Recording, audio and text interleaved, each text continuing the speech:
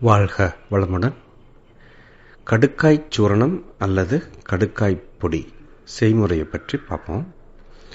இந்த கடுக்காய் பொடி சூரணம் மலச்சிக்கலுக்கு மிக சிறந்த மருந்துன்னு நம்ம படிச்சிருப்போம் அல்லது கேள்விப்பட்டிருப்போம். ஆனால் நீங்கள் சாப்பிட்டு எத்தனை பேர்த்துக்கு இது சரியாக இருக்கு? அப்போது செய்முறையில் இருக்கிற தவறுகள் தான் இது அந்த ரிசல்ட் வராததுக்கான காரணம்.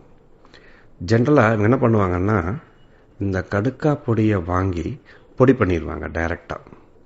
அது மிகப்பெரிய தவறு. கடுக்காயை வாங்கி அதில் இருக்கிற விதையை நீக்கி பிறகு அதை சுத்தம் செய்து தனியாக வச்சுக்கோங்க. சோற்றுக்கற்றாழை, ஆலுவேரா அதை எடுத்து அந்த தோல்களை நீக்கிட்டு அந்த ஜெல்லை தனியாக எடுத்து வைக்கணும். இப்போது கடுக்காய் எவ்வளவு இருக்கோ அதை விட 2 மடங்கு இந்த சோற்றுக்கற்றாழை ஜெல் எடுத்து வச்சுட்டு அதனை 7 முறை கழுவணும்.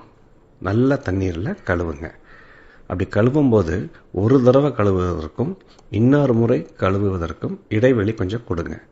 அப்போது ஒரு மஞ்சள் கலர் திரவம் அதிலிருந்து வெளியேறும்.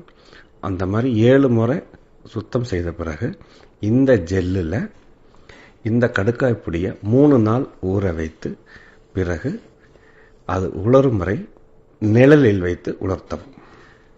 இதனை பொடி செய்து சாப்பிட்டீங்கன்னா இது மலச்சிக்கலுக்கு மிக சிறந்த மருந்தாக அமையும்.